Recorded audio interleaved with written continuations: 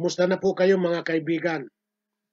Sana po gaya po ng lagi kong inaasahan na sana payapa ang ating buhay. Wala tayong sakit at wala tayong mga karamdaman sa ating katawan. Ano po? Una po sa lahat, magagbatian po tayo ng banal na halik. Tayong lahat sa buong mundo, mga iglesia ni Kristo. Ano po? Sabi nga ni Apostol Pablo, magagbatian kayo ng banal na halik, binabati kayong lahat ng mga iglesia ni Kristo. Yan po, nasa Biblia yan. Nasa Roma 16:16 po yan. Nang bumati po si Apostol Pablo sa pangkalahatan noong unang siglo, yan po ang ginamit niyang pangalan. Opisyal po yan. Yan po ang opisyal na pangalan ng Iglesia ni Kristong itinatag ng Panginoong Jesucristo. Yan po batay doon sa pagkakasabi niya sa itatayo ko niya ang aking iglesia. Sabi ni Kristo, aking iglesia. Kaya nung ipangaral yan ng mga apostol, binanggit ni Pablo yan, iglesia ni Kristo. Yung pong mga iglesia ng Diyos na babasa sa Biblia,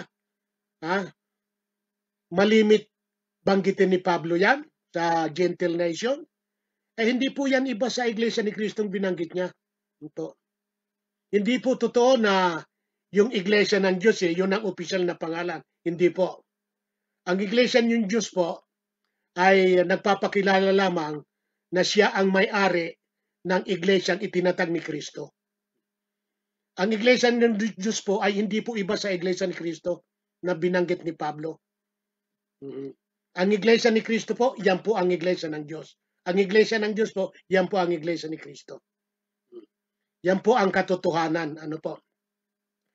Alam po ninyo, ngayong 27 po ay ika-104 na taon na po ng iglesia sa Pilipinas. Umpisa nang maitatag yan noong 1914.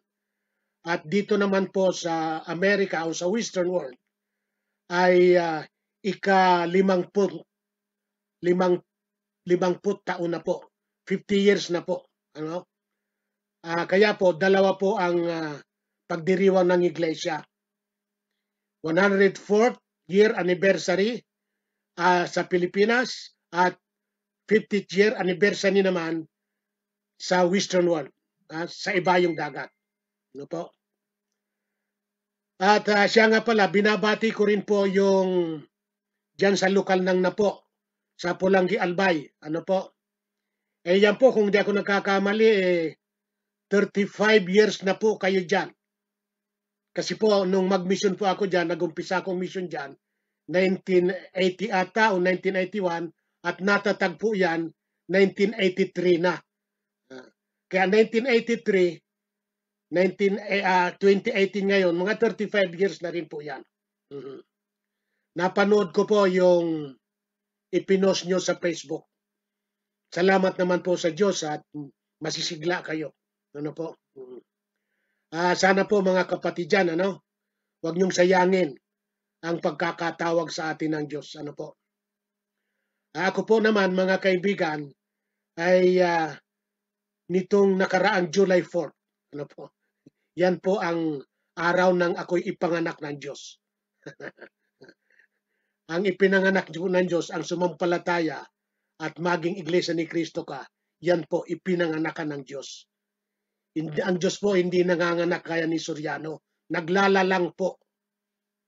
Tinatawag lang pong ipinanganak kung ikaw ay sumampalataya na kay Kristo. Ano po? Ayan po. Magtataka lang kayo. Alam mo naman si Soriano. Nakabasa lang ng in the bosom. Nasa mattress raw. Si Kristo bago lang ng mundo ay ipinanganak na ng Diyos bago pa ang mundo. Hindi po totoo yun. Malaki pong pagkakamali ni Soriano yan. Ang Diyos po hindi nagbubuntis para manganak. Naglalalang ang Diyos. Inilalalang. Hindi po nanganganak na nagbubuntis. Nalimutan ni Soriano. Maring alam niya, kaya lang, siyempre, nagrurunungan siya at hindi na rin ipapayag ng Diyos na makita niya yung tama. Ano po? Talaga pong ang banal na kasulatan ay minsan po gumagamit po yan ng mga metaphor, mga talinghaga. Ano po? Minsan po idiomatic expression. Madalas po yan, oo. Yung mababasa nyo sa Juan, si Juan na nakahilig sa dibdib lagi na Panginoong Jesucristo, mababasa nyo nasa bosom ni Kristo. Yung lagi siyang nasa dibdib, bosom. Kung tawagin rin yun, nasa sinapupunan. Nakahilig siya lagi sa dibdib ni Kristo. Basahin po nyo sa Juan. Yung anyang alaga niya na nasa bosom niya. Laging nasa bosom niya. Ibig sabihin nakahilig yon sa dibdib. Yun namang bosom na mababasa sa 1:18 ng Juan na si Kristo ay nasa bosom ng Diyos, nasa sinapupunan ng Diyos. Ibig lang pong sabihin nun, si Kristo ay nasa piling ng Panginoong Diyos. Nakaupo siya sa kanan nasa langit siya Ang ibig lang sabihin po nyo, nasa piling siya ng Diyos. Hindi po yung ipinanganak. Mababasa nyo po sa Lucas, si Lazaro, yung talinghaga doon, di ba? Yung pulubi nasa piling ni Lazaro. Ibig sabihin nasa mattress ni Lazaro. Kaya yan po ang nahuhulog sa mga maling pagtuturo. Kawawa po kayo pagka kayo pong mga iglesia ni Soriano, mga napasubo dyan, kawawa po kayo. Inanyayaan ko po kayo na siya sa tinupo ang iglesia ni Kristo. Ano po? Magtanong po kayo sa iglesia. Ano po? Bukasan niyo po ang iyong isipan, ang puso. Huwag kayo pong tumigil. Huwag po kayong manatili dyan kay Soriano. Kawawa po kayo. Puro mali po ang turo niyan. Mayabang lang po, kunwari, basa ng Biblia. Pero yung mga sinasabi, wala doon sa binabasa. Ano po? Mga kaibigan, gusto kong idagdag na pag-usapan natin yung pangalang Iglesia ni Cristo. Ano po? Imagine po, sa bilyon, ang relihiyon po sa buong mundo, ang populasyon po niyan, umaabot na ng mahigit 2 bilyon. Sa Kristiyano lang po yan. Yan po ay ang pinaka-source ko po niyan, ang Carnegie Endowment for International Peace. Ano po? Batay po sa kanilang mga pag-iimbestiga, pagsisiyasat, survey, sa pagsusurvey nila, 2.1 billion ang Kristiyano sa buong mundo. Wala po dyan yung Muslim, basta Kristiyano lang po. Mahigit 2 billion. Ngayon pong 2018. Ano po? Dito po ay 2 billion pa lang. Ito naman po ang basihan po nito. Aklat na ito ay ang 2005 World Almanac. Ano po? Ito po. 2 billion po dito. Ano po? Sa aklat na ito. Pero tininan ko po sa Google ay 2 billion 2.1 billion ang relihiyong Kristiyano, ang populasyon ng relihiyong Kristiyano sa buong mundo. Ang pinakamarami po diyan Katoliko, 1 billion ang Katoliko. And the rest po niyan, mga Protestante na. At yan po ay iba't ibang pangalan. Milyon po ang iba't ibang pangalan na itinawag po sa relihiyon na yan. Pero nyo po, 2 billion Iglesia ni Cristo lang po ang ipinangaral ng kapatid na Manalo. Nakapagtataka, ano po? Imagine sa 2 billion na yan ng Kristiyano sa buong mundo, matangi lang si kapatid na Manalo na iba sa lahat. Iglesia ni Cristo po. At alam nyo po, dito lang po sa Edmonton, sa Alberta, napakarami pong relihiyon ang makuha lang yung salitang iglesia, yung church, kung ano-ano na po dinudugtong. Napakarami na po niyan. At yan po mga Protestante yan, mga Protestante po, napakarami po niyan. Methodista, Episcopal Church, napakarami po. at saka yung mga Metodista, Baptista, iba't iba po, milyon po. Milyon-milyon ang mga pangalan. Pero uniko po, si kapatid na Felix Manalo, Pilipino, ang nagtaglay po ng Iglesia ni Cristo. Siya lang po ang nakapagpalisensya ng Iglesia ni Cristo sa buong mundo. Siya lang po yun. At isa pa, sa 2 bilyon na yan na Kristiyano, ang aral po ng Iglesia ni Cristo na lumitaw sa Pilipinas ay iba po sa lahat ng relihiyon na yan. Kontra po. Kalaban ang aral ng 2 bilyon na yan ng mga Kristiyano sa buong mundo. Kalaban po ng Iglesia ni Cristo. Kaya nga po nung ang kapatid na Manalo ay palilisensyahan yung Iglesia ni Cristo noong 1914, nung yung nilapitan niyang abogado, ay sabi sa kanya para kaanyang lalabas sa bukid na wala kang mga asarul, walang araro. Pagkatapusan niya, yung mga doktrina mo ay laban sa lahat ng relihiyon. Pero tinuloy po yan ng kapatid na Manalo sapagkat alam niya na sabi nga niya, yung nabasa niya sa Santiago, ang nakakaalaman niya ng paggawa ng mabuti at hindi ginagawa, yun ay kasalanan sa kanya. Alam niya na ang Iglesia ni Cristo, ang itinatag ni Cristo, Iglesia ni Cristo. Hindi po yung iba't ibang protestante na sinyasat niya. Hindi po yung Katoliko na nakagisna niya. Hindi po yung Sabadista na una pinasukan din niya at iba't ibang sekta ng protestante. Nakita niya po yon sa Biblia na Iglesia ni Cristo. Kaya mula po sa kanya, bagamat sabi nga nung abogado ay biro mo niya, mga doktrina mo, kakalabanin mo mga ibang relihiyon, mga naglalaki ang relihiyon, ay hindi yun ang nagpaurong sa kanya. Tinuloy niya po yon.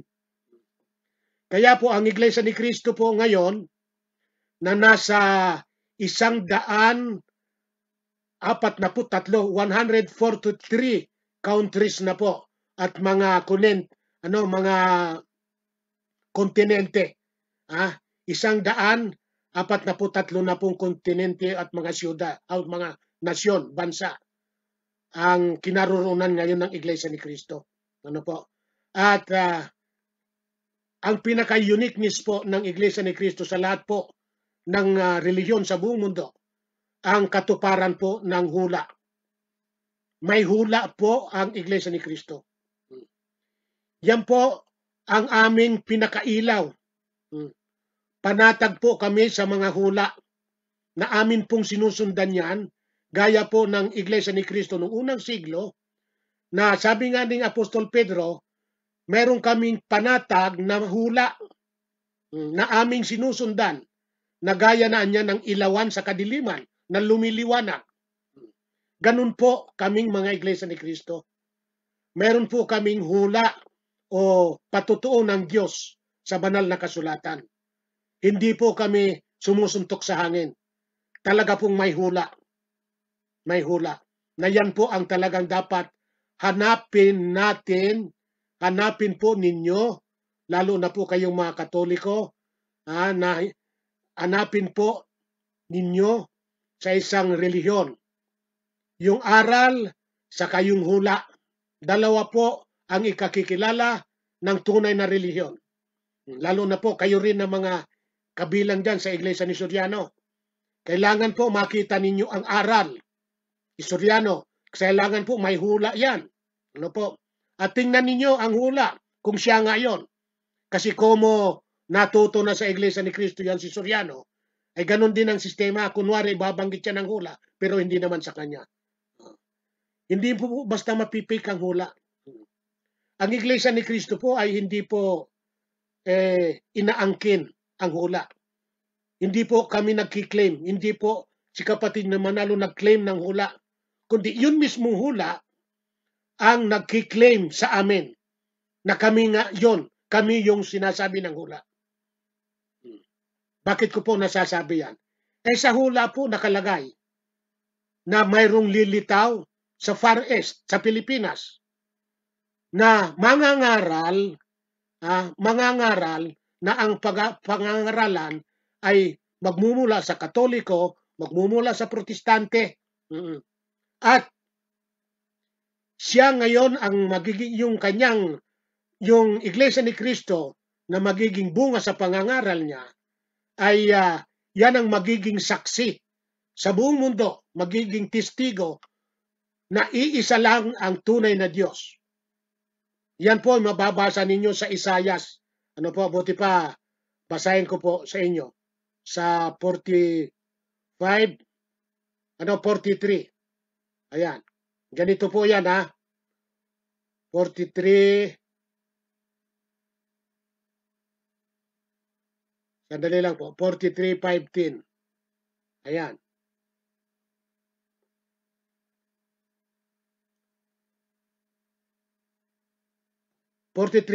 po. Nakalagay po dyan na ang sabi niya sa 43:5-10 ay kayo anya ay aking mga saksi at sasaksihan anya ninyo na ako lang ang Diyos. Walang iba. Walang iba anya liban sa akin. Wala akong nakikilalang Diyos. Yan na niya ang sasaksihan nyo sa buong mundo. Yan po talaga natupad yan sa Iglesia ni Cristo. Minsan po may mga saksi ni Jehovah dito binabasa yung kayo anya mga saksi. O yan na niya, mga saksi kami. Itaas nyo po kako ang basa sa 5, sa verse 5. Mula po yan sa malayong silangan. Hindi po kayo yang mga saksing tinutukoy dyan. Sapagkat ang lugar pong panggagalingan yan ay manggagaling sa Far East. Kayo po kako mula sa Pennsylvania, sa West. At 1931 lang po kayo. Yan pong hinuhulaan na yan, lilitaw yan kaalinsabay ng First World War. Kaya lihis po yan.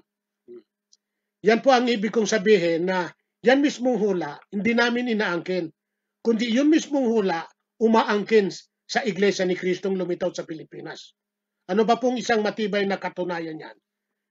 Dito po mababasa nyo pa yan sa sa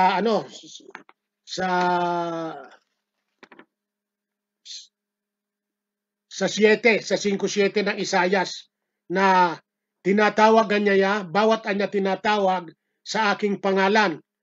Yung pangalan na niya na aking ginawa sa aking kaluwalhatian. Ano ba yung pangalang ginawa ng Diyos sa kaluwalhatian? Pangalang Kristo. Paano po kung itawag yan sa mga lingkod ng Diyos? Iglesia ni Kristo po. Yan po ang nasa Roma 16:16. Tinawag po ni Pablong Iglesia ni Kristo. Yan po ang talagang pinaka-unique ng Iglesia ni Kristo. Sa aral po, iisa lang ang tunay na Diyos. Yan po ang pinasasaksihan na mga lingkod niyang magmumula sa Far East. At mula po sa Far East, may hula din po na makakarating po yan sa tatawid dyan sa ibayong dagat. Ano po? At para ipangaral din na iisa lang ang tunay na Diyos. Yan pong 2 bilyon na yan sa buong mundo na mga Kristiyano, Diyos si Kristo po. Bagamat iisa ang kanilang paniniwala na Diyos si Kristo, pero iba't iba po ang mga paraan. Kanya-kanya po silang imbento. Iba-iba ang kanyang paraan para patunayan Diyos si Kristo. Mayroon pong si Kristo, yung pa rin ang Ama. Si Soriano, si Kristo, mababang Diyos kaysa Ama. Parang saksi ni Jehovah. Yung Ama, makapangyarihan Diyos, si Kristo ay may tigad lang, hindi masyado. Yan po ang aral ni Soriano. Ay kunwari, kontra siya sa Trinity, pero ganon din ang labas. Double niti. Hindi po. Ang aral po ng Biblia ay iisa lang ang tunay na Diyos. Yan po ang sasaksihan ng Iglesia ni Kristong lilitaw po sa Pilipinas. Yan po ang uniqueness ng Iglesia ni Kristo. Imagine po 2 bilyon ang relihiyon ng Kristiyano sa buong mundo. Iba po sa lahat ang Iglesia ni Kristo. Iisa lang ang tunay na Diyos. Yung 2 bilyon na yan, si Kristo Diyos sa kanila. Iba't iba ang paraan ng pagpapakilala. Mayroon si Kristo ang anak, si Kristo pa ang ama. Mayroon namang Kristo na nagkatawang tao.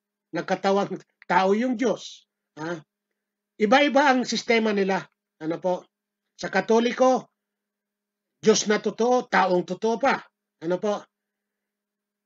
Yang 2 bilyon na yan, na mga Kristiyano, isa lang ang turo niyan, si Kristo Diyos. Maliban lang po sa Iglesia ni Kristo. Iglesia ni Kristo. Hindi po Diyos si Kristo. Tao po siya na nangaral, tao po siya na sinugo, tao po siya na ginawang Panginoon, tao po siya na ginawang tagapagligtas ng Diyos, tao po siya na dapat sambahin sapat utos ng Diyos yan. Kaya nga po Iglesia ni Kristo tawag sa amin Kung mayroon man po na totoong sumasamba at dumadakila sa ating Panginoong Jesucristo, ay kami po yon. Bakit po? Taglay namin ang pangalan. Iglesia ni Kristo po kami. Hindi po namin binababang uri yan. Maling-mali po yung mga nagpaparatang na ang Iglesia ni Kristo ay kulto. Hindi po. Ang kulto po, huwad na relihiyon. Hindi po totoong relihiyon. Alam po ninyo, pag sinyasat niyo, anong kahulugan ng kulto? Anong kahulugan ng kulto? False religion. Hindi totoong relihiyon. Kasi ang relihiyon po ay panunumbalik sa Diyos yan. Pagtupad ng utos ng Diyos, yan ang relihiyon. Yan ang kahulugan ng relihiyon. Paano mo sasabihin na kulto ang Iglesia ni Kristo? Taglay namin yung relihiyong tinatag ni Kristo. Utos ni Kristo na pumasok sa iglesia niya para maligtas ka. Utos ni Kristo na kilalanin lamang ang Ama na isang tunay na Diyos. Hindi siya. Hindi kami ang kulto. Ang kulto po yung nagtuturong labag sa aral ng Diyos. Kasi ang relihiyon po, pagbabalik loob sa Diyos, pagtupad ng utos. Pagka hindi mo tinutupad ng utos, yun po ang kulto, cults. Yan po ang mababasa nyo sa diksyonaryo. False religion. Unorthodox religion. Yan ang kahulugan ng kulto. Kaya sana po ay alisin po nyo yung paniniwala niyan sa iglesia. Yung tinatawag nyo kaming Iglesia ni Manalo, maling-mali po yan. Hindi po kami Iglesia ni Manalo. Iglesia po kami ni Kristo. Ang ipinangaral ni Felix Manalo, Iglesia ni Kristo, kung alin yung ipinangaral ni Kristo, titinayo. Kung alin yung bakit namatay si Kristo dahil sa pangangaral niya ng Iglesia, yun po ang pinangaral ni kapatid na Manalo. At yan din po ang ipinangaral ni Apostol Pablo sa Gentile nation.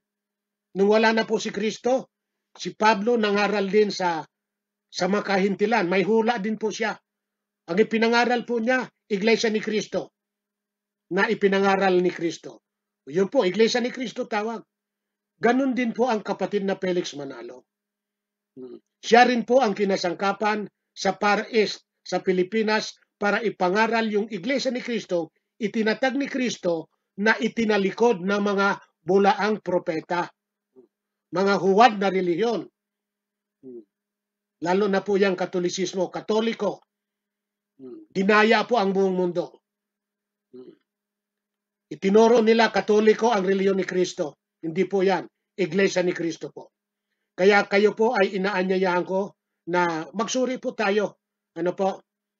I-click nyo po yung www.incmedia.org. incmedia.org. Yan po. Siyasatin nyo po yan. At kung kayo naman po ay mayroong Iglesia ni Kristong lokal na malapit sa inyo, punta po kayo, magtanong po kayo. Alam nyo po, pagka ang Iglesia ni Kristo ay nasakop na ang buong mundo, wala nang maidadahilan ng tao, yan na po ang paghuhukom. Nakalasulat po sa Biblia yan. Na ang Iglesia ni Cristo, ang Ebanghelyo, ipangangaral yan sa buong mundo. Para yung mga nadaya, maturuan ng katotohanan, mapalaya doon sa kasinungalingan para maligtas.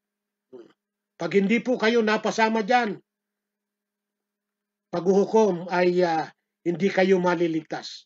May hula po dyan sa Bible. Kaya kung ang Iglesia ni Cristo po kumakalat sa buong mundo, yan po ay hindi bagong bagay na dapat ipagtaka. Hula po yan sa Biblia. Yan po. Huwag niyo pong kaligtaan yan. Ano po? Ang Iglesia ni Cristo po, hindi po sumusuntok sa hangin. Mayroon kaming hula na sinusundan. Panatag kami sa hula na natupad po yan kay kapatid na Felix Manalo at sa aming lahat. 144 countries na po. Continent. Countries. Isinisigaw nila si Felix Manalo, the last messenger of God. Yan po. At saka ang mga nag-iiglesia ngayon, hindi ho basta-basta. Hindi katulad noon. Kaya ang iglesia nag-umpisa sa Pilipinas, hamak. Mga squatter daw. Mga walang pinag-aralan. Si kapatid na Felix Manalo, hamak kung tingnan. Walang impluensya moral. Mula sa isang tao, ang Iglesia ni Cristo ngayon. Nasaan na ngayon? Masasabi niyo pa ba yan? Kaya salamat sa Diyos at natupad lahat ang kanyang pangako na talagang ang Iglesia tutulungan niya hanggang sa marating ang kaluwalhatian. Ngayon po, nararating na po ng Iglesia dyan. Nakikilala na sa buong mundo. Ang nag-iiglesia po ngayon, mga nag-aaral na ng Biblia, mga pastor protestante, kasama yung mga miyembro nila, nag-iiglesia ni Cristo po. Sapagkat namumulat sila, natututo sila na yung palang sinusundan nila dati ay maling-mali. Hindi pala totoo na si Cristo Diyos. Kaya marami pong nag-iiglesia ni Cristo. Sayang po, kayong mga kamag-anak ko, mga Pilipino, ano po, mapalad po tayo sapagkat sa atin po tinawag, limitaw ang huling sugo sa pagliligtas. Yan po ang kapatid na Manalo. Ang Iglesia ni Cristo po ay huling gawain ng Diyos sa pagliligtas sa huling araw. Sana po ay makasama po tayong lahat dyan. Marami pong salamat. Pasensya na po kung medyo mahaba. Salamat po.